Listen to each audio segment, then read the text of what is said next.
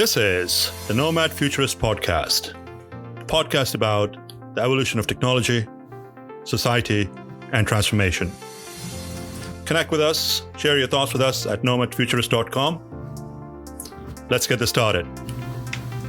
Here are Phil and Nabil. Hello. Welcome to Nomad Futurist. This is your co-host Nabil Mahmood from San Francisco, California. This is your co-host Philip Koblenz from Montclair, New Jersey. And I'm Josh Snowhorn from Austin, Texas. Josh, thank you very much for taking the time to join us today. Ladies and gentlemen, this is Josh Snowhorn. He's the president and CEO for Quantum Loophole. Josh crossed paths several years ago, and a couple of things really stood out in our conversation and engagement was that you started your career as a photographer, and you're also a surfer. So we've got some connection there with the digital media and surfing. So could you share at a very high level of who you are and what you do with our audience? Sure. I think what do I do? Boy, I'm an internet evangelist and a lucky dope who managed to be successful in this industry. I think I'm a good people person and have managed to parlay that into driving infrastructure that gives us all the things we need to use every day to work and function. If I could interject for a second, I've texted everybody, I am putting Lucky Dope as my new title on my business card. I love it. Mark that really quick. So how did you get started, Josh? I believe, if I remember it correctly, you were into photography. That was one of your passions initially. Yeah, I only went to college for about a year and I took a lot of photography classes. So that was probably my best skill coming out. I was, maybe 24 years old. I had grown up in South Florida in Boca Raton mostly, and had decided to go out to Colorado. I worked at Colorado Whitewater Photography, shooting people going down the rapids. So as everybody goes on their raft, I would get that perfect shot. Film runners would take the film, shooting these big multi-$1,000 huge cameras with big lenses. For the younger part of our audience, film is something we used to use to shoot pictures on. What's that company called? Kodak. I don't even know what that is. So then I worked at a ski resort and managed to scoot my way over to Vail and live in Vail for about 4 years. I'm snowboarding every day and in the winter and just had a great time. So that's how I got started in photography. It was the way I was making a living at the time. And everyone in our, people don't necessarily associate our industry with cool. That is the definition of cool, right? A photographer, skier by night, surfer, and all that. When you grew up and stuff, did technology interest you? Did you ever see yourself as getting into technology, construction, data centers, any of that stuff? No chance. I grew up. Was that even a thing? I'm not even sure that was a thing. I grew up in Boca Raton and in Florida, and IBM, that's where they originally were building the PC. It was a super IBM town. And I remember all the super spoiled nerd kids who had laptops, which like this block of a thing in high school. And they were all IBM kids who were there doing that. And I had zero interest. I didn't send my first email until I was 27 years old. So 1997. Beat up all those kids, didn't you? You were the one shoving them in the lockers.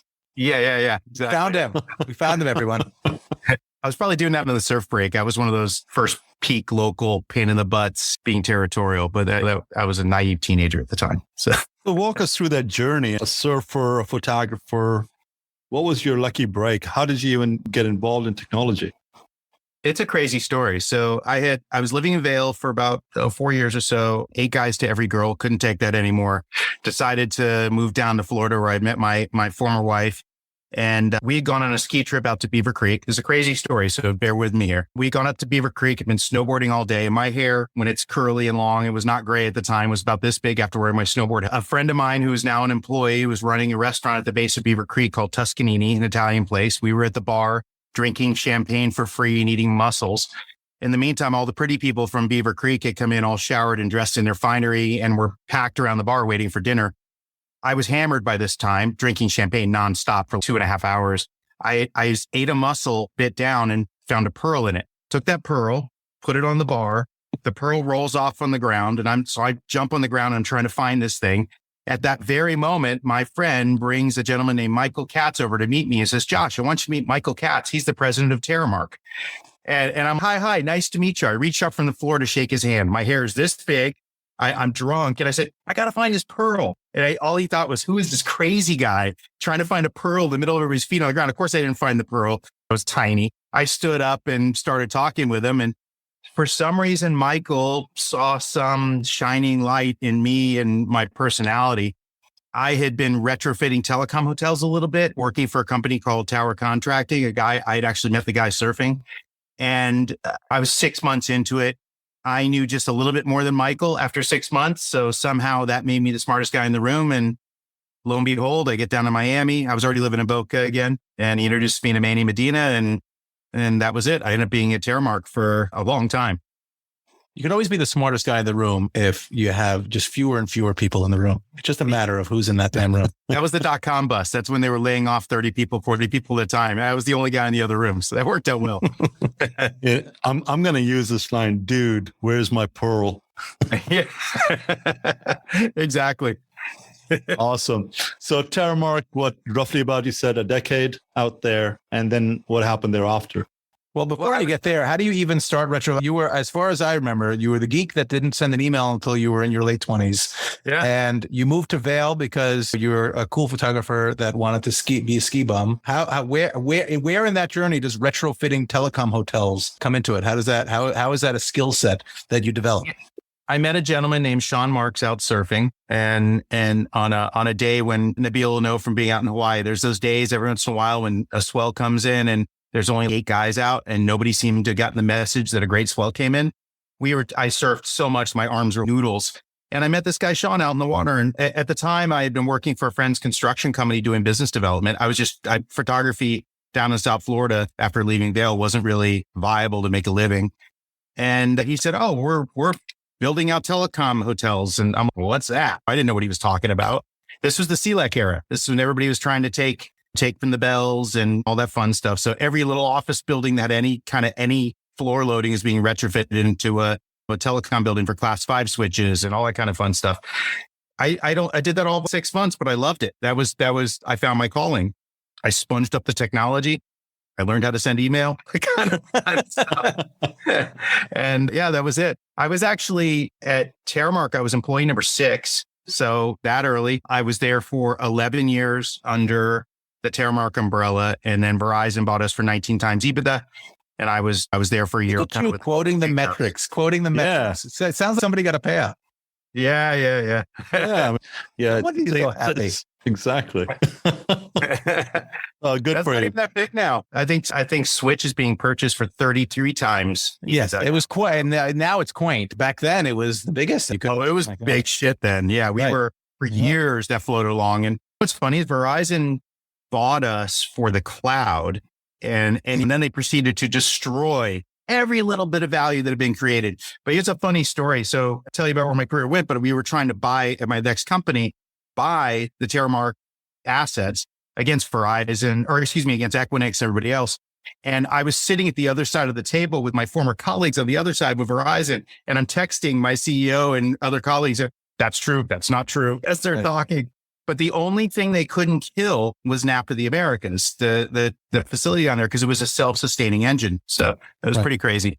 As someone who has seen some of those assets to this day, you're better off not having one some of the ones that Equinix put under its portfolio, and then subsequently there's bad ones. Miami, though, I drew the first line from Miami and created that building. So imagine where I went from not knowing what I was doing to the wingding and into at that time, 750,000 square feet. It was the largest grounds up telecom building in the world.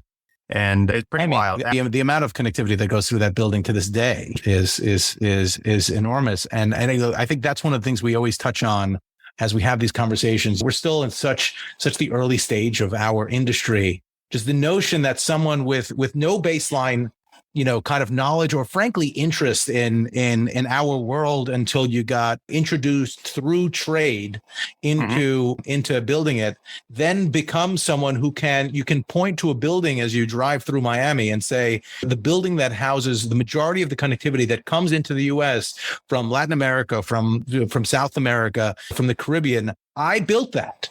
Yeah. And that's insane. Forget about, you can have the conversation about whether it's worthwhile to complete a college degree and all that stuff, but that's tangible, real, and it's something you can point to. And it's, to this day, something that I think is true about our industry that is missing from a lot of others. It's that tangible benefit that you can see, that fulfillment of actually building something that is functional in everyday life. People are making phone calls and playing World of Warcraft because of what you built. Yep, exactly. Or watching adult videos that used to drive the internet. When it's a funny thing. So I come from a very, very well-known family. I'm the only grandchild. I'm the only one in my family in 100 years not to go to Harvard. And I am the little black sheep surfer, troublemaker kid who found my own path. And here I am in life. I've been more successful than a lot of my hyper educated cousins and other family members. So it's certainly such a thing as overthinking it. Yeah, exactly. Granted, I did have a good home education, obviously, because I had super well educated parents. But right, look, the genes are there, right? You don't need to go to Harvard to be smart, right? You have that. Yes, yeah, no doubt about that. So share that experience. How was it growing up in an extremely educated family and deciding not to pursue education? Oh, my family's fun. So my great-grandfather founded Neiman Marcus. My great-grandfather is Herbert Marcus, Carrie Marcus. Neiman is my great-great-aunt. Lawrence Marcus, one of the sons, is my grandfather. So, and I'm his only grandchild. He's passed away now, but I'm his only grandchild. It was a funny upbringing. So I was born in Berkeley to hippie parents in 1970. My dad picked me up from the hospital in an Aston Martin DB5 Vantage. So they were bullshit hippie parents, but they were still hippie parents. So I have a picture of my mom holding smoke them if you got them. Yeah. They were hanging out with Timothy Leary. They were doing crazy stuff. So my parents divorced when I was 5 and I ended up living with my mom and then my dad and all that fun stuff. But in the summers, my dad was an artist and never really quite successful in life. So I would spend my year kind of being a happy kid, but I didn't have a lot. And then in the summers, I would go and have servants and be spoiled rotten and be driven around in a Rolls Royce, which I now drive a Rolls Royce. But that was my upbringing. It was very contrasting life to have, no question about that. And it made me understand how to get to goals, to achieve things. If I look at my family, as well known as they are, they worked very, very hard. There was no gifts. Nobody just plopped things in their laps. Don't get me wrong. There's always entitled family members who were gifted through inheritance things, but a lot of hardworking people. So it was a hyper educated, very successful family. And it made me know that I had it in my DNA to achieve things. Yeah, share that story that you shared with me once about you being a differentiator, taking photographs and taking all the business or writing all the business as compared to your peers. Oh, that's funny. That's an old story. So I worked at Sharpshooter Photography up on the ski slopes. So the people who harassed you as you got off the ski slopes, and I would sit there and that was back before Vail Resorts. Vail Resorts took over all that stuff internally, right? Exactly. Yep. I was on top of the mountain before they took it over, and before I think it became free eventually. But it was a tremendous business at the time. And I would sit there, and there would be 8 of us at the top of the gondola, and I could target and identify who was going to spend a lot of money. To the point where I don't know up to this day if I still had the record, but my sales record was so gigantic. It was 2x what anybody ever achieved in a 7-day period of sales. And I would repeatedly do this because of my ability to do that. But I learned also that people not only could identify the money printing families, just a few perfect shots and there you go. And they would come back year after year as well for those 4 years I was there. But I also realized that if I had the biggest lens with the biggest baffle on it and the big wire coming out, the big flash, didn't make any difference to my photos. I wasn't really a great photographer, but I was able to, they'd look at me and go, oh, that's the guy with the big camera. So they would go to me all the time as well. So that I was told my entire life size doesn't matter. God damn it. It's all right. We all get confused. All right. So now going back to you decided not to pursue school. Was there a reason for it? I was just bored, to be honest with you. I think I was too worried about being the best surfer and being cool. I think that was one factor of it. And school and the struggles with that kind of got in the way of me going out and being this competitive surfer and being cool. I had made that my focus and my focal point. I think it was very interesting. I think I was probably around 24. And I was looking around at all my friends that I idolized, other surfers out in the water who were 28, 29, 30 with their hot girlfriend. And they were great surfers and they had this great lifestyle. And I realized that they were all stoned all the time, that their brains had turned to jelly, that their girlfriends who were hot were really strippers. And that if it, in reality, is that something I really wanted to be? And I realized that you really wanted to be a stripper. I would have been a gret stripper. No question. I'm Jewish. What do you expect? I'm quarter Irish and 3/4 Jewish. So I'd be a drunk Jewish stripper. So it'd be great. But I looked at those folks and people I'd idolized and I realized that they were kind of going to be failures in their life. They were cutting lawns and cleaning pools and saving up so they go to surf Zihuatanejo and Escondido in Mexico. I just, what am I doing with my life? That's not what I want to be. So that's when I made a shift in myself and then spent those next few years finding my path. All right. So you leave Terremark after making gobs and gobs of money. Then you go somewhere else where you're trying to buy the Terremark, some of those Terremark assets, understanding all of the ins and outs since you're the one that built them. Then what? Well, it's during going back to the Terremark time, my role was interesting. I'd been made, because of the dotcom bust, I'd become sort of a jack of all trades because we were laying off 30, 40 people at a time. And the other side of the room, it'd be me or one other guy maybe surviving, the cat with our claws out, with the biggest grounds up telecom building in the world at the time, trying to fill it up and do things. So by default, I became the interconnection guy. I became the peering guy. I sold half the content and half of the bookings every quarter for years. After that, half the bookings came through me because I'd been there so early and driven it so long. Then there was no one else. No one else. And of course, we got big at Terremark. There were over 1,000 people, and then cloud, and we did a bunch of federal stuff. But by running interconnection, I was paid to do that. Everything I did was driven around that. I became well known in the interconnection industry. Went to every NANOG Life and Death, no matter what. I founded the Global Peering Forum along with Jay Adelson and some other folks at the time. I'm still on the board of that for my last year after 18 years. It's crazy, just crazy looking back now. But yeah, Gary Wojtaszek, who was the CFO at the time at Cincinnati Bell, recruited me into Cincinnati Bell to spin out Cyrus One. They had a less than 1% of their revenues, probably 1/10 of 1% was interconnection, and they wanted to drive a strategy to change that. So I came in, stopped my official sales role completely, and spent 6.5 years there driving that interconnection portfolio. And that grew to be like 10% of the revenue, grew 23% year over year, just a massive enablement strategy that really drove a lot of business there. They didn't have a single content customer, not even Yahoo at the time or anything like that as a customer, nothing across their portfolio. And now they just got sold 15 billion to KKR. So that it's amazing to see how you can create ecosystems with the right team and the right focus and drive that. And then thereafter you went over to Edge Micro. Yep. I did Edge Micro for, probably about less than a year, really full time, raised a bunch of money, tried to help make that succeed. The Edge is a funny animal, whether or not everybody's got their Edge story. And I think it's almost like lump it into one big pile of gloop. And you hope that's, your platform's going to be successful. That unfortunately did not succeed. I stayed on as an advisor for a little and then just took a year off traveling the world. And I became a nomad, go figure, right? I thought you guys would that. So, oh my God. And a futurist. Yeah. I think we found our new mascot. Yeah, exactly. It was funny. The whole time I was meeting up with friends in the cloud industry and trying to figure out a new business idea and what I was going to do. And then I was at the Singapore Grand Prix, hanging out with Tunku as people do. Who hasn't hung out at the Singapore Grand Prix? In the paddocks as well. And Chris Street was there, who's a well-known guy in our industry, and some other folks, but he was working for STT at the time. I met the CEO of STT. I was hanging out with the Crown Prince from Malaysia, Tunku Idris, who's a friend of mine from McLaren Car World. He's a big McLaren guy. And I ended up talking to Stephen Miller over at STT about my business idea and other folks. And they kind of nudged me into, you should go do that and go create that. So then I decided, okay, I'm not good at being a bum and surfing all over the world, snowboarding and not doing useful things with my brain. So that's when I decided I sold a bunch of cars and risked everything to do what I'm doing. Well, yeah. So tell us a little bit about Quantum Loophole.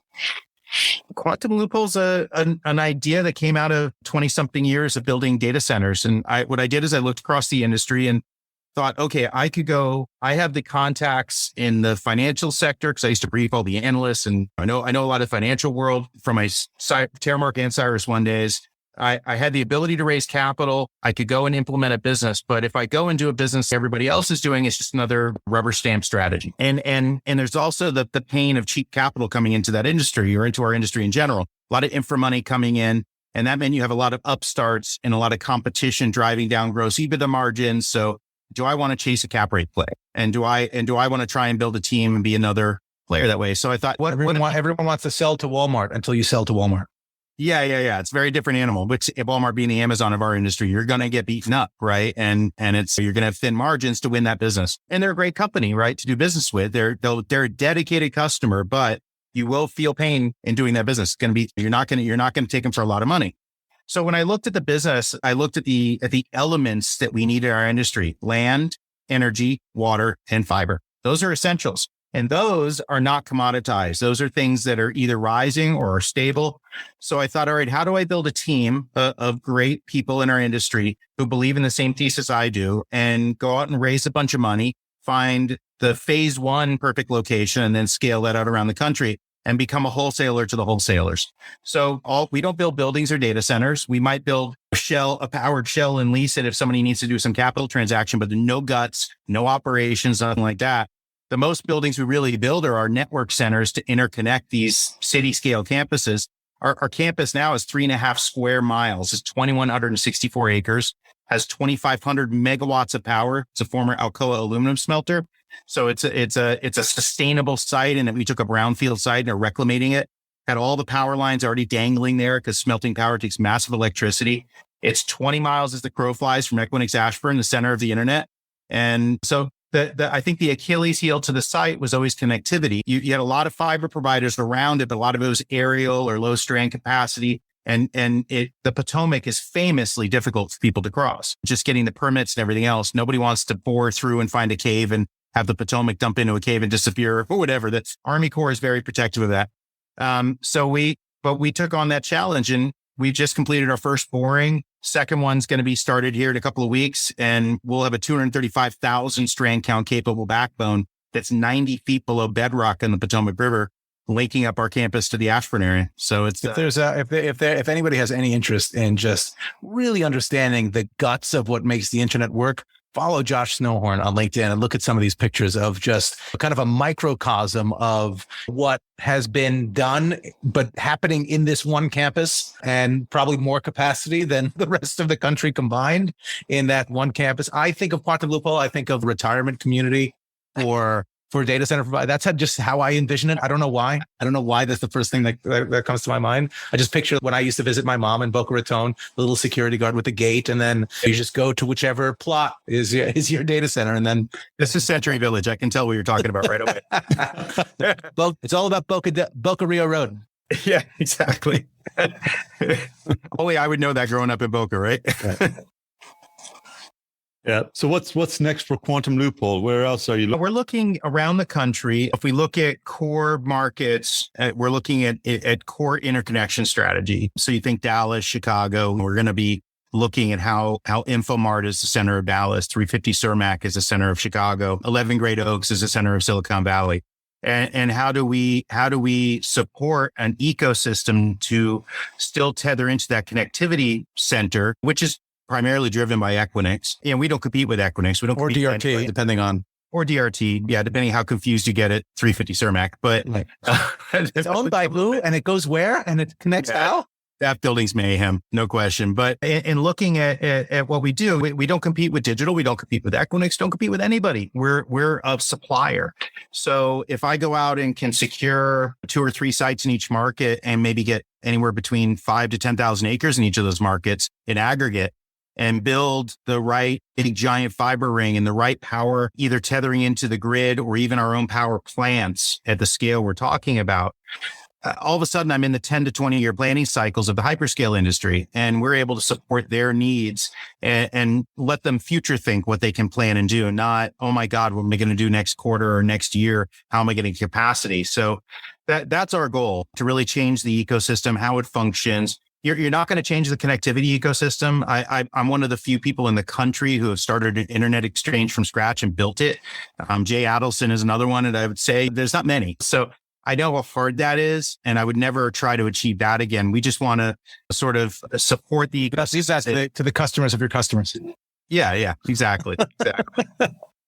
But I do think if you look at the internet today and how it was built with fiber paths, with their airports, and those airports just aren't moving. And there's also a different change as well. When I built Napa the Americas, transit was massively expensive. The having a core router there and what they could sell a 100 meg port really, but a 10 gig port was gigantic then. Now it's either peered away or it's just you're buying specific routes on somebody's AS number. You're not even buying the full global internet. There's so many different plays. It's become so commoditized in that regard that I don't think the peering game is something that's going to be replicated the way we did it at Napa the Americas or other things. I think now that ecosystem just needs to be supported with mass scale facilities. That's what we're hoping to do. I have two questions. One is why no love for New York? You mentioned all the other places. What did New York ever do to deserve that kind of disrespect? Come on. Taxes. Oh my God. That's one that nobody likes very much. In Jersey, there's way too much big hair. That's a problem. Not for me. All right. So you don't think you can make it happen in New York, obviously, because they're fundamentally, it's difficult to find where you would place that big campus. Obviously, there's some stuff happening in Orangeburg and stuff, but you need something on a scale significantly larger. There's people trying to do things around nuclear plants with it, but they're too far away to really meet that latency bubble. And if you really look at the hyperscale industry, nobody's placing giant content deployments in New York or New Jersey. They're just not at the scale what you're talking about in these other markets. So, and then where do you New York is such an interconnection hellhole, 165 Halsey, 60 HUD, 111.8, whatever building you want to come up with that is the new something. It's messy. And the demand just isn't there. I had a bunch of facilities with Cyrus One up there. I get it. It just wasn't. So I will take what you said and just say apology accepted. And the second is you talk about you're the perfect guest to ask this question to, and you're probably not going to give me an answer that we want to hear. But you talk about tethering. Obviously, you're building all this fiber capacity, and we might be going a little bit over the head of some of our core base of listeners. But you don't get to talk to Josh Snowhorn every day. Unless you get a cell phone number, in which case you probably could call him every day. You talk about tethering. You have in New York, you have hellhole, though it may be, the 111.8 and the 60 Hudson. In Chicago, you have the 350 Terremark. In LA, you have 1 Wilshire. In Miami, you have Napa the Americas. In Atlanta, you have 56 Marietta. And you have Dallas has its own crazy building. To me, it seems those buildings are such singular failure points, and by design, because that's where all of the connectivity goes through and the infrastructure that brought that connectivity there. You said, because it's an airport, it's not going anywhere anytime soon. But is there anything that can be done? And whose responsibility is it? Is it the responsibility of the network providers? Is it the responsibility of all of us as people that run facilities in our industry? How do we create a resilience? How do we harden that in the same way that the cloud, to a certain extent, Google doesn't rely on a singular data center. It's all distributed in a certain way. If 60 Hudson goes down, if somebody trips over the wrong cable in Ashburn, you have large swaths of the internet that go down. How do we stop that? What do we do? Big brain, non-Harvard, but could have if you wanted to. Josh Snowhorn. So I guess tethering. First of all, I want to answer tethering. We don't build all the way into Equinix Ashburn. We built to Leesburg, what we call the edge of the Ashburn mesh. And I say that not being tongue in cheek or anything, really, truly, it's a mesh. While Filigree Court and where the core of Equinix is incredibly important for interconnection.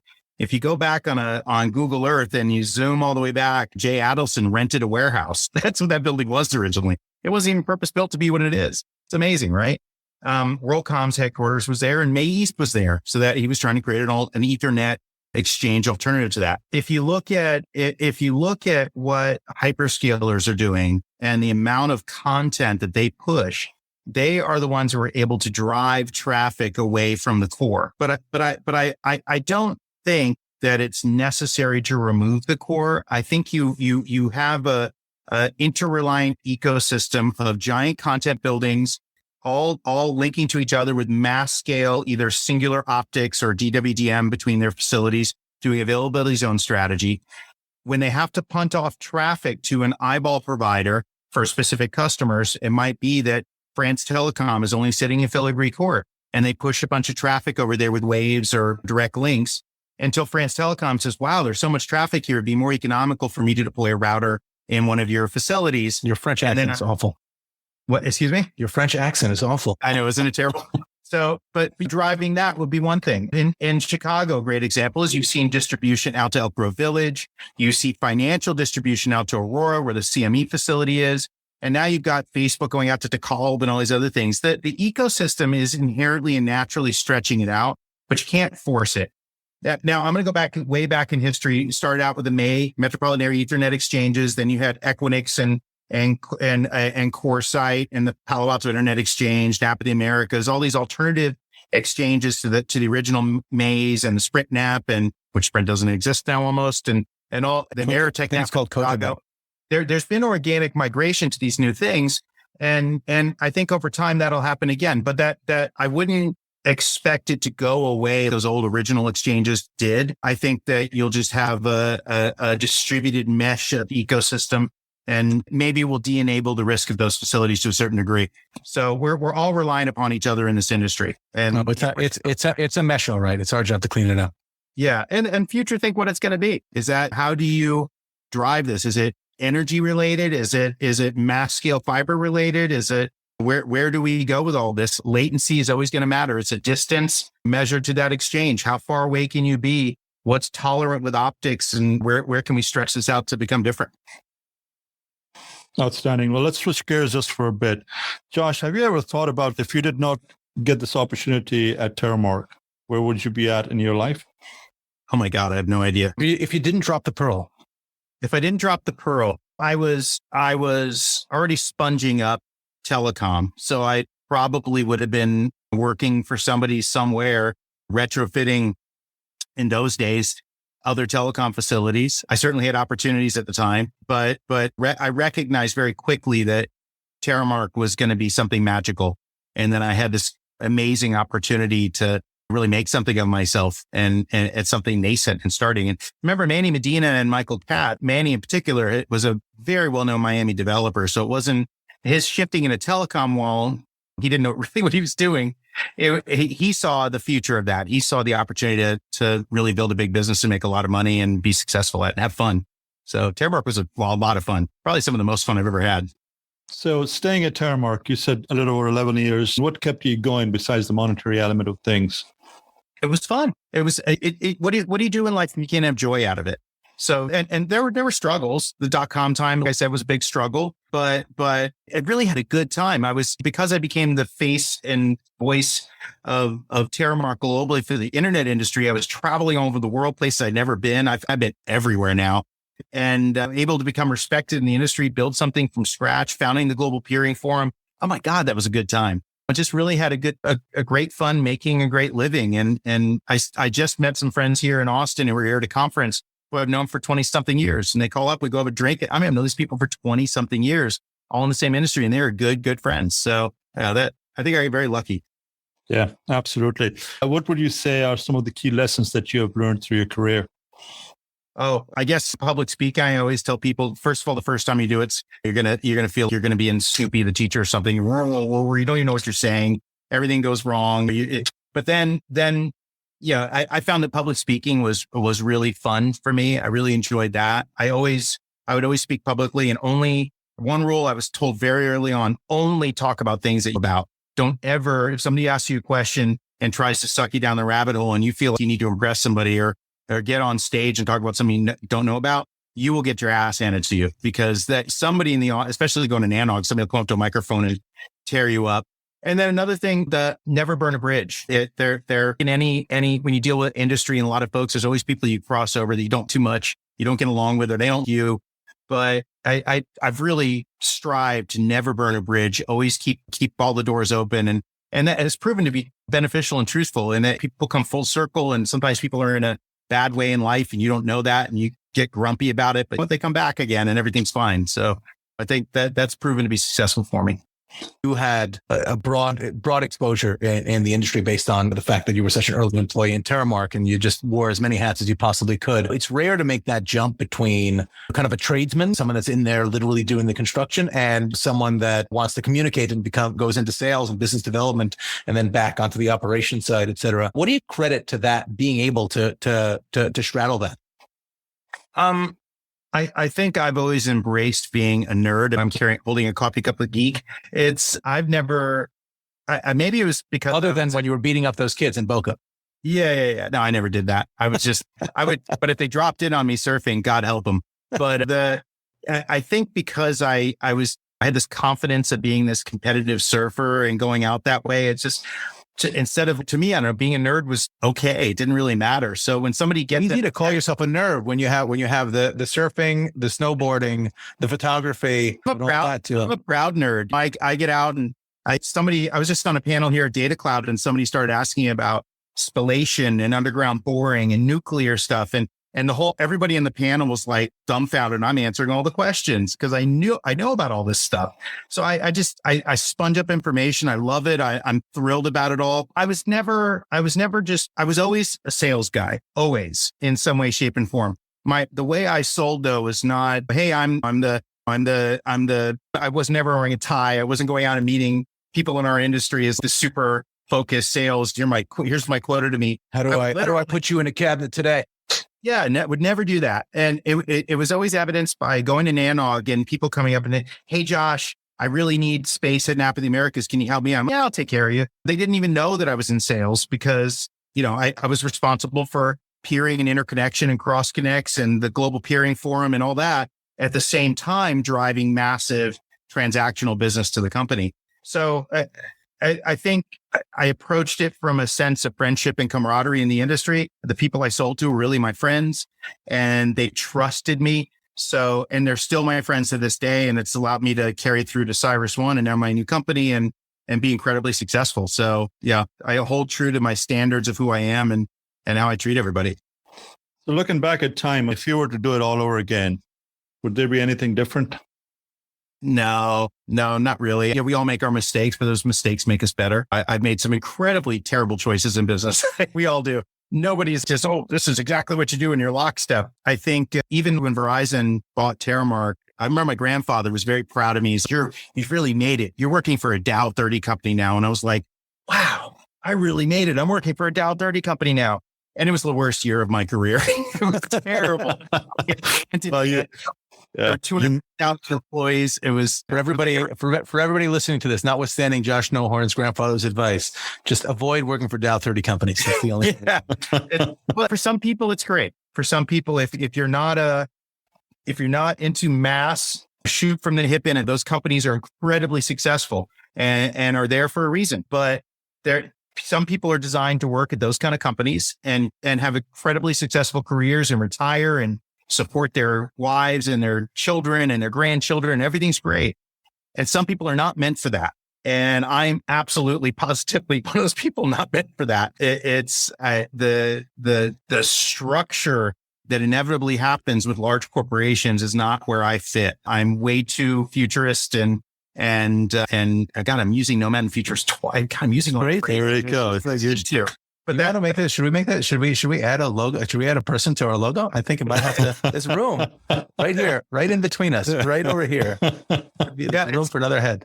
I really love your name, honestly, because if you think about a Nomad Futurist, I've done a lot of that, and I think in a future sense. And let me explain that. So when I have a great team at my company, amazing folks, Scott Noteboom, Sylvia Kang, just people who are famous in this industry. And when you go back and inevitably, even they, as skilled as they are, will go back and say, well, this is how I did it at Yahoo or Microsoft or Apple or so-and-so. And I actually get upset about that. I'm like, no. You're now thinking in the box. And I want you to forget about what you did in the past. That doesn't mean a thing. I want you to think about the future. I need you to think 5 to 10 years out. Because if we shape our business that way, and if you shape your thinking that way, we're going to be ahead of everybody. And what's going to happen is their clients are going to eat that up because all of a sudden now we've achieved what they really want to achieve. But remember, even if you take Amazon and Apple and Microsoft and Google and Facebook and all of them, They're giant companies, and they're limited really in how they can innovate because of their scale. Even though they have a lot of money, they still have processes, and change is never rapid. We're nimble. We're able to be truly futurists and think about how we're going to do something creative for them. If we do that, and we're already doing it now, I argue that our business, we have no competitors. We're incredibly unique. People are pouring into our campus. It's worked. Not perfectly. You're never perfect, but if we can repeat that over and over again, my God, we created something amazing. Absolutely. Well, welcome to Nomad Futurist. You are you're officially a Nomad Futurist ambassador. If I could knight you, I wish there was a way. I wish. Well, King Philip. Yeah. I need to borrow one of your shovels, one of the shovels behind you, and then just virtual. Hopefully I'm going to have so many I can't fit them on the walls up there. Josh, if you were to just reuse the same shovel, I thought you were about sustainability. No. You have they're all engraved, and they have to change. For God's sakes. Yeah. They're recycled though. So this. Oh, I'm sure. There you go. Yeah.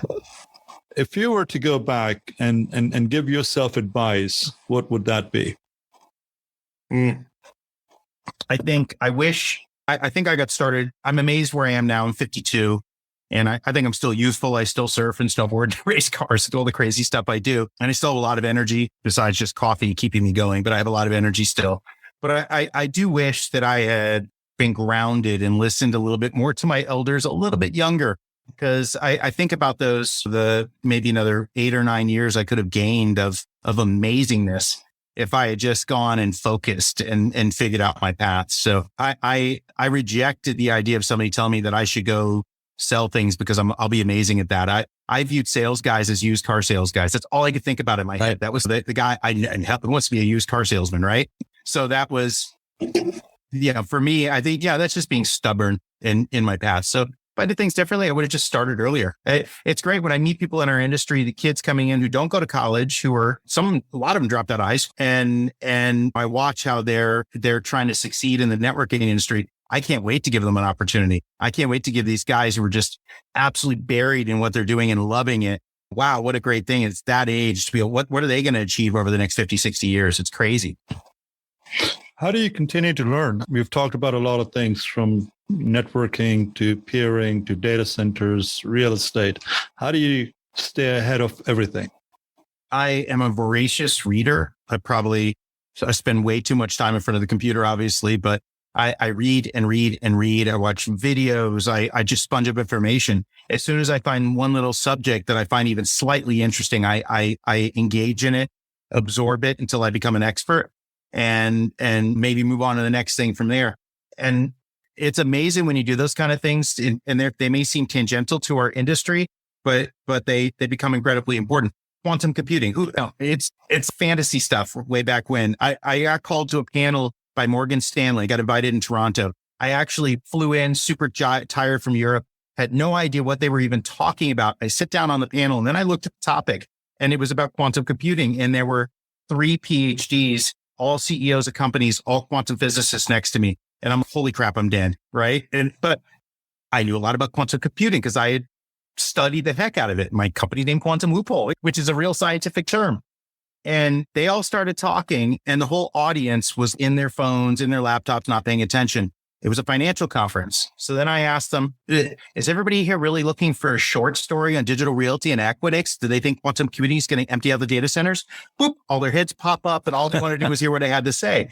So I correlated the financial industry to quantum computing and what it meant and where it's going to be and what a qubit is and how is that going to drive computational benefits or not. And at that time, entanglement hadn't even been proven. So it was a fun way to take some bit of information that I had studied because I nerded out and related to the financial industry and correlated to the benefit of everybody there. So I just sponge information. I love it. I think it's a thing that is not said often enough. We say it on our podcast a lot.